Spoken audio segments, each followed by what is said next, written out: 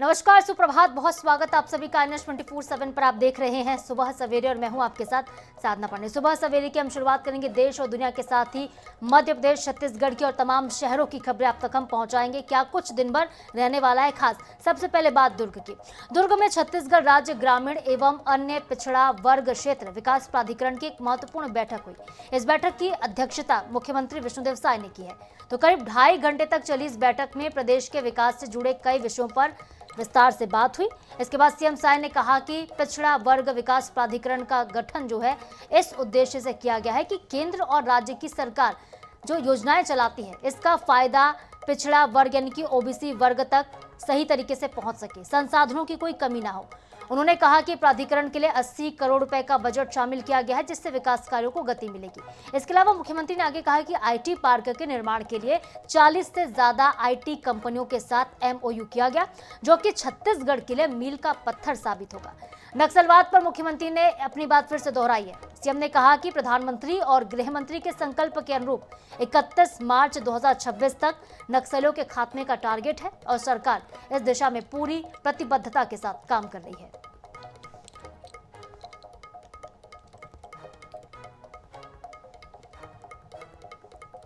तो विकास से जुड़े कई अहम विषयों पर बातचीत हुई है। बड़ा सौभाग्य का विषय है कि यहाँ पर दुर्ग की पावन भूमि में आईटी पार्क के लिए 40 कंपनियों से MOU हुआ है जो कि आगे छत्तीसगढ़ के लिए बड़ा लाभप्रद होगा।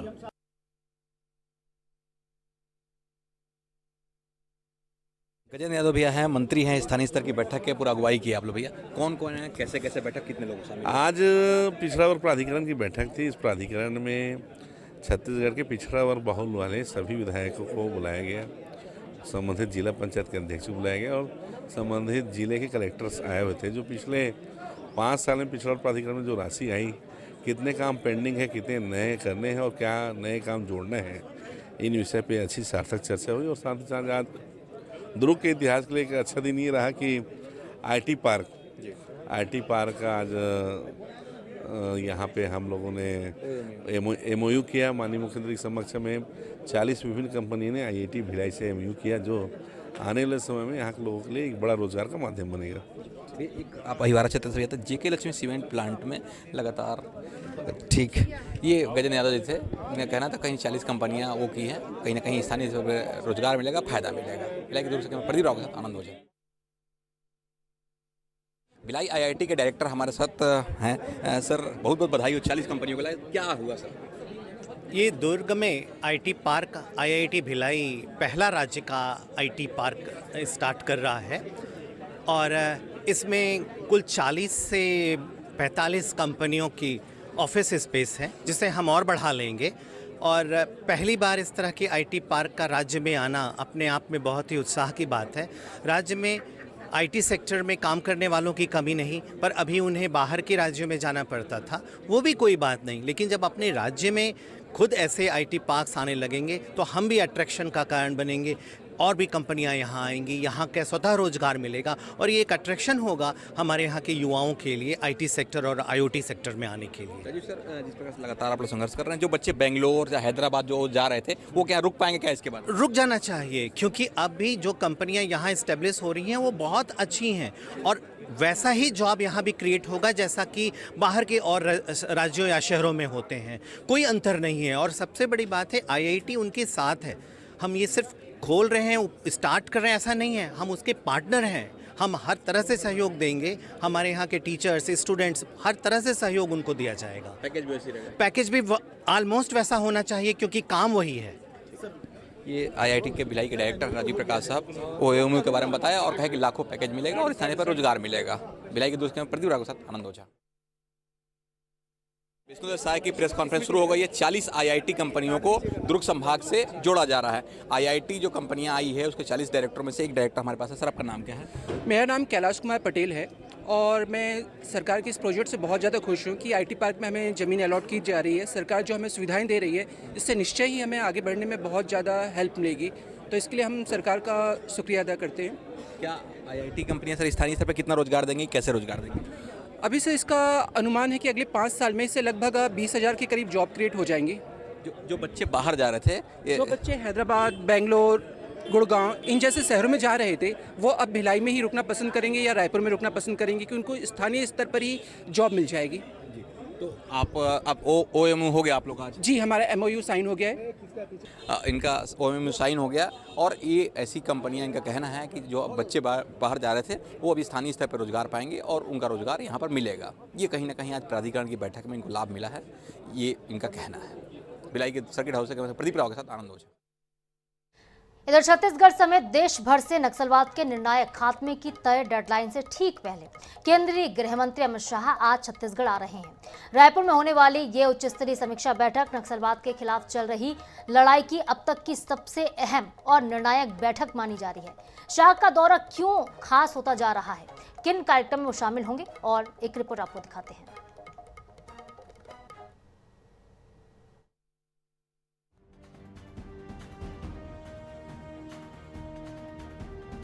केंद्र सरकार ने 31 मार्च 2026 तक नक्सलवाद समाप्त करने का लक्ष्य तय किया है।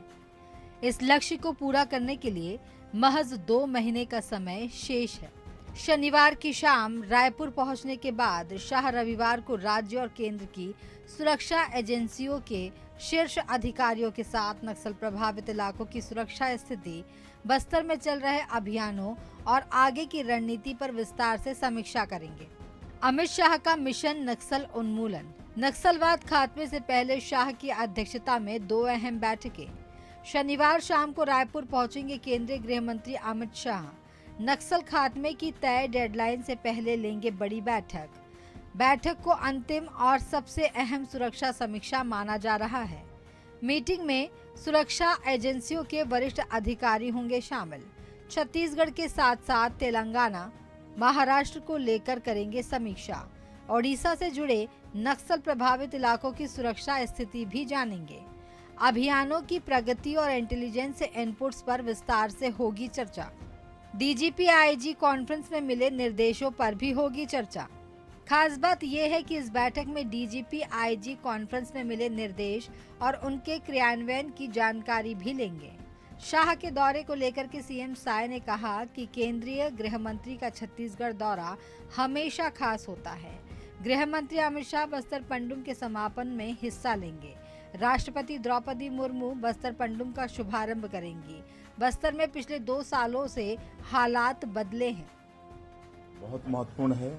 माननीय गृह मंत्री जी का दौरा हमेशा महत्वपूर्ण रहता है और पिछले साल से बस्तर पंडुम का आयोजन करते हैं। इस साल दूसरी बार कर रहे हैं, जिसके समापन में माननीय गृह मंत्री जी श्री अमित शाह जी आएंगे। बस्तर ओलंपिक का भी आयोजन 2 साल कर चुके हैं, उसमें भी भारी उत्साह उस क्षेत्र के लोगों में दिख रहा है। हाँ, कल बस्तर पंडुम का शुभारंभ माननीय हमारे देश के महामहिम राष्ट्रपति महोदया श्रीमती द्रौपदी मुर्मू वो करने वाली। छत्तीसगढ़ में अमित शाह की बैठक का मुख्य एजेंडा बस्तर संभाग में चल रहे एंटी नक्सल ऑपरेशन रहेगा। पिछले कुछ महीनों में बस्तर और आसपास के इलाकों में सुरक्षा बलों ने कई बड़े नक्सल विरोधी अभियानों को अंजाम दिया है। इन अभियानों के नतीजों, चुनौतियों और आगे की रणनीति पर अमित शाह अधिकारियों से सीधे फीडबैक लेंगे। अब इस बैठक के बाद क्या होगा, आगे ये वक्त बताएगा। गौरव शर्मा, INS 24/7 रायपुर। तो एक तरफ तो देखिए अमित शाह आ रहे हैं, दूसरी तरफ राष्ट्रपति द्रौपदी मुर्मू भी आज बस्तर के दौरे पर होंगी। वो जगदलपुर के लालबाग मैदान में आयोजित हुए बस्तर पंडुम के स्तरीय संभाग स्तरीय कार्यक्रम का शुभारंभ करेंगे और बस्तर की कला, आदिवासी संस्कृति की परंपरा आपको फिर से देखने को मिलेगी। दौरे को लेकर लगातार तैयारियां हो रही थी। शासन और प्रशासन इस पर काम कर रहा है और इस दौरान शहर में जितने वाहन बाहर से आते हैं उनकी लगातार चेकिंग हो रही है। कार्यक्रम को भव्य और निर्बाध बनाने के उद्देश्य से जगदलपुर की पुलिस और प्रशासन ने मोर्चा संभाल लिया। लालबाग में स्थित आयोजन स्थल के आसपास एक व्यापक पार्किंग और ट्रैफिक का प्लान तैयार हुआ है ताकि वीवीआईपी मूवमेंट के साथ ही आम जनता को किसी भी प्रकार की असुविधा का सामना ना करना पड़े। तो आज राष्ट्रपति का छत्तीसगढ़ का दौरा है और बस्तर पंडुम के संभाग स्तरीय कार्यक्रम की शुरुआत आज वो करने जा रही हैं। लगातार देखिए बस्तर पंडुम का आयोजन किया जा रहा है। जिला स्तर पर कई कार्यक्रम हुए हैं और अब संभाग स्तर पर आज से कार्यक्रम की शुरुआत होने जा रही है। शुभारंभ राष्ट्रपति करेंगी और समापन केंद्रीय गृह मंत्री अमित शाह करेंगे।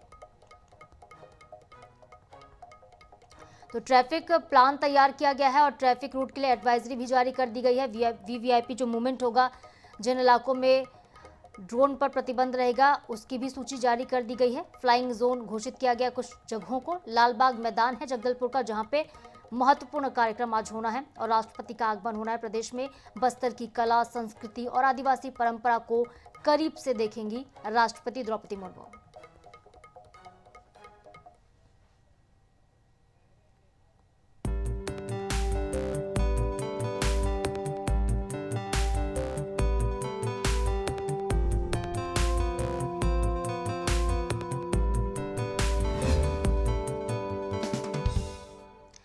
इंदौर में आयोजित ग्रेनेक्स इंडिया 2026 और ऑल इंडिया दाल मिल एसोसिएशन के कार्यक्रम में मुख्यमंत्री डॉक्टर मोहन यादव पहुंचे। इस दौरान उन्होंने मध्य प्रदेश को देश का फूड बास्केट बताया और किसानों के लिए कई बड़ी घोषणाएं की हैं। तुअर के बाद अब मसूर और उड़द पर भी बोनस सरकार देगी और इससे पहले मुख्यमंत्री ने इंदौर के स्वामी नारायण अक्षरधाम मंदिर में दर्शन पूजन किया और आशीर्वाद लिया। एक रिपोर्ट देखिए। ऑल इंडिया दाल मिल एसोसिएशन के आयोजन में शामिल हुए मुख्यमंत्री डॉक्टर मोहन यादव ने कहा कि भारत दाल उत्पादक और उपभोक्ता वाला देश है। दाल के प्रोटीन की ताकत भारत वाले जानते हैं। दूसरे राज्यों के उद्योगपति भी हमारे राज्य में कारखाने लगाएं। दालों के उत्पादन के अलावा मसूर और उड़द का उत्पादन बढ़े, इसीलिए सरकार इसमें भी बोनस देगी। किसानों की आय बढ़ाने के लिए हम प्रोत्साहन दे रहे हैं। इंदौर का दौर तो सबसे बेहतर है। इंदौर मनमाड़ रेल परियोजना की सौगात मिलेगी, इसका फायदा भी उत्पादकों को मिलेगा। मुझे इस बात की प्रसन्नता कि दुनिया में सबसे बड़ा दाल उत्पादक कोई देश है और दाल का उपभोक्ता भी कोई देश है। वो गर्व है, वो हमारा अपना भारत देश है। इसलिए एक बार जोर से बोले भारत माता की। हमारे लिए दाल के अंदर जो प्रोटीन है, उस प्रोटीन की ताकत कोई नहीं जानता, वो भारत वाले जानते हैं। शाकाहारी घरों के अंदर भी दाल के बजाय किसी और चीज से काम चलाना बड़ा कठिन जाता है। दक्षिण भारत में सांभर चल जाएगा, लेकिन दाल का ही परिवर्तित रूप है। उड़द के आइटम उधर ज्यादा बढ़ जाते हैं, तो यहाँ सीधे तुअर की दाल गलाने का काम कर। दाल तो हमारी यही गलती है। इंदौर दौरे के दौरान मुख्यमंत्री डॉक्टर मोहन यादव ने स्वामी नारायण मंदिर में पूजा अर्चना कर प्रदेशवासियों के सुख शांति और समृद्धि की कामना की। इसके बाद भोपाल में वन विभाग के अधिकारियों के साथ बैठक कर आगामी 18 फरवरी को आने वाले चीतों के पुनर्वास की तैयारियों के संबंध में बैठक ली। Bureau report, INH news, Bhopal.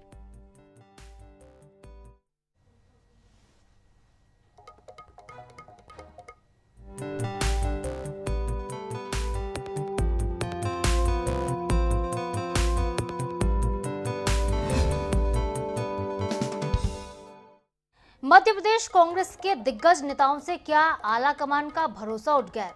क्या फिर से उनको जानबूझकर नजरअंदाज किया जा रहा है? ये सवाल इसलिए लाजमी हो जाता है क्योंकि बीते दिन दिल्ली में कांग्रेस हाईकमान के साथ मध्य प्रदेश कांग्रेस के नेता बैठक में शामिल होते हैं, लेकिन सिर्फ प्रदेश के 4 नेता दिखते हैं, जबकि एमपी में कांग्रेस के जो वरिष्ठ नेता हैं उनकी लंबी फहरिस्त है। हालांकि वजह को लेकर कयासों का दौर लगातार जारी है। देखिए हमारी इस पर खास रिपोर्ट।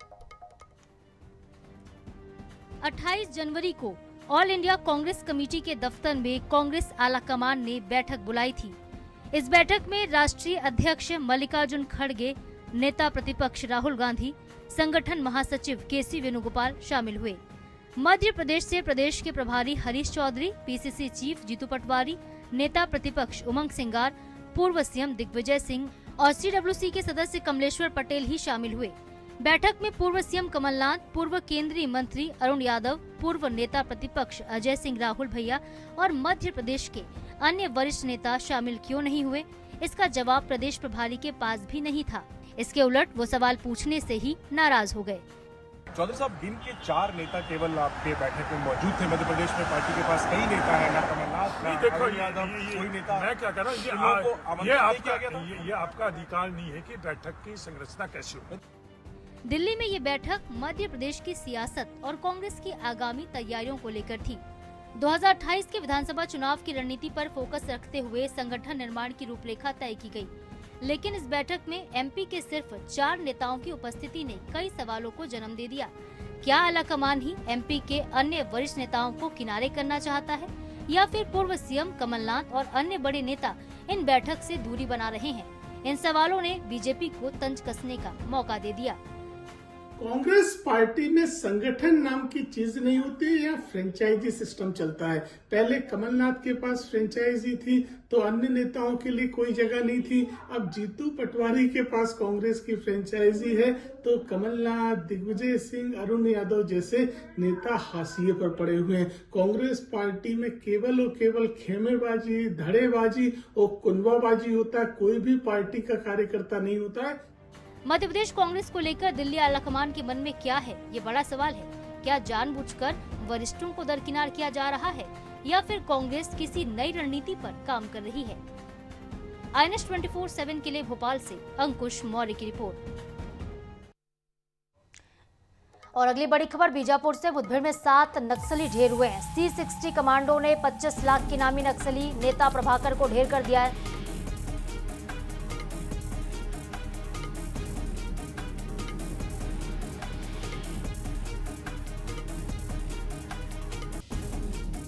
हम आप तक पहुंचा रहे हैं। मौके से 3 AK-47, 1 SLR और अन्य सामग्री बरामद की गई है। मुठभेड़ के दौरान एक जवान शहीद हो गए हैं। तो बहादुरी से लड़ते हुए 2 नक्सलियों को ढेर करते हुए दीपक मंडावी शहीद हुए।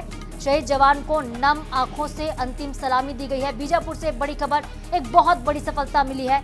C60 कमांडोज ने 25 लाख के इनामी नक्सली नेता प्रभाकर को मार गिराया। 2 दिन से चल रही मुठभेड़ में पहले 3 नक्सली मारे गए थे और अब यह आंकड़ा 7 पर पहुंच चुका है। तो फिलहाल छत्तीसगढ़ और महाराष्ट्र के बॉर्डर पर जो मुठभेड़ हुई थी उसमें 7 नक्सलियों को ढेर कर दिया गया है। लेकिन दुखद खबर यह भी है कि एक जवान C60 कमांडोज का वो शहीद हो गया। एक जवान घायल हुआ है। 6 फरवरी की सुबह अबुझमाड़ के जंगल में दोनों तरफ से फायरिंग की शुरुआत हुई थी और इस दौरान गोलीबारी में 7 नक्सली अब तक मारे गए हैं। C60 कमांडोज ने पहले 3 नक्सलियों को ढेर किया था और अब 4 नक्सलियों को मार गिराया गया। और नक्सलियों की तरफ से जब फायरिंग की गई तब दीपक मंडावी, जिनकी उम्र करीब 38 साल थी, वो शहीद हो गए हैं। उनको तुरंत एयरलिफ्ट किया गया और भारमागढ़ के अस्पताल लाया गया था पर उनकी जान नहीं बचाई जा सकी, वो शहीद हो गए हैं। ग्वालियर के दिनारपुर में स्थित बेशकीमती सरकारी जमीन को निजी हाथों में आसानी से जाने देने के मामले में जो दोषी अफसर है अब उनकी खैर नहीं होगी। हाईकोर्ट में सुनवाई हुई। इस दौरान मध्य प्रदेश की सरकार ने साफ किया है कि इस मामले में दोषी जो IAS होंगे या SAS होंगे उन अफसरों के खिलाफ सामान्य प्रशासन विभाग कड़ी कार्रवाई करने जा रहा है। कोर्ट ने सरकार से इस जवाब के रिकॉर्ड पर लेते हुए कहा कि अगली सुनवाई 9 मार्च को होगी और सरकार की ओर से की गई इस कार्रवाई पर रिपोर्ट पेश करनी होगी।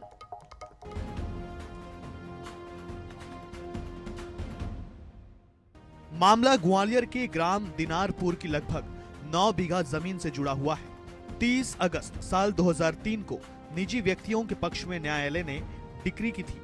इस आदेश को हाईकोर्ट में चुनौती देते हुए साल 2008 में फर्स्ट अपील पेश की गई, जो 30 अप्रैल साल 2012 को निरस्त हो गई थी। इस याचिका को फिर से सुनवाई पर लेने और साल 2012 के आदेश को निरस्त करने की मांग करते हुए साल 2019 में याचिका दायर की गई। हाईकोर्ट ने इस बात को लेकर नाराजगी जताई कि साल 2012 से लेकर साल 2019 तक जिम्मेदार अधिकारी हाथ पर हाथ रखकर बैठे रहे। कहीं ना कहीं जो माफिया तंत्र है ग्वालियर का, जो जमीनों को खड़जोड़ करने का काम कर रहा है और बड़े पैमाने पर दिनारपुर नहीं कई ऐसे मामले हैं। गोले के मंदिर पर 88 बीघा जमीन जो JV मंगाराम को अलॉट की गई थी, उसका गजट नोटिफिकेशन है। JV मंगाराम के नाम से उद्योग लगाने के लिए स्वीकृत की गई थी उद्योग विभाग से। उसके बाद उस जमीन पर आज आप देखिए बड़े बड़े पेट्रोल पंप और बड़े बड़े मैरिज गार्डन उस पर संचालित हो रहे हैं और कहीं ना कहीं से ये जमीन जो माफियाओं के नाम गई, इस पर रेवेन्यू अधिकारी बहुत बड़े दोषी हैं। इस मामले के जिम्मेदार अधिकारी जिनके कार्यकाल में बेशकीमती सरकारी जमीन निजी हाथों में पहुंची, उनमें कुछ रिटायर्ड हो चुके हैं और कुछ अभी भी सेवा में हैं। उमा करारे, अनुज कुमार रोहतगी, RC मिश्र, रविनंदन तिवारी, कृपा राम शर्मा, राघवेंद्र कुमार पांडे, जो अफसर अभी भी सेवा में, उनमें IAS अधिकारियों में अनुराग सक्सेना, शुचिस्मिता सक्सेना, तरुण भटनागर, विदिशा मुखर्जी और विवेक श्रोत्रिय हैं। जबकि राज्य प्रशासनिक सेवा के अधिकारियों में रिंकेश कुमार वैश्य, गणेश जायसवाल, महिप तेजस्वी, अश्विनी कुमार रावत, प्रदीप तोमर, सीबी प्रसाद, अशोक सिंह चौहान, प्रशांत त्रिपाठी हैं। अब सरकार के सामान्य प्रशासन विभाग ने हाईकोर्ट में लिखित में दिया है कि सरकार दोषी अधिकारियों की भूमिका की जांच कर कड़ी कार्रवाई कर रही है। सरकार के जवाब के बाद हाईकोर्ट इस मामले में अब 9 मार्च को अगली सुनवाई करेगा। जावेद खान, INS 24/7, ग्वालियर। और इसके साथ ही सुबह सवेरे में आज के लिए फिलहाल इतना ही। आगे देखिए अंचल मेरे साथ। नमस्कार।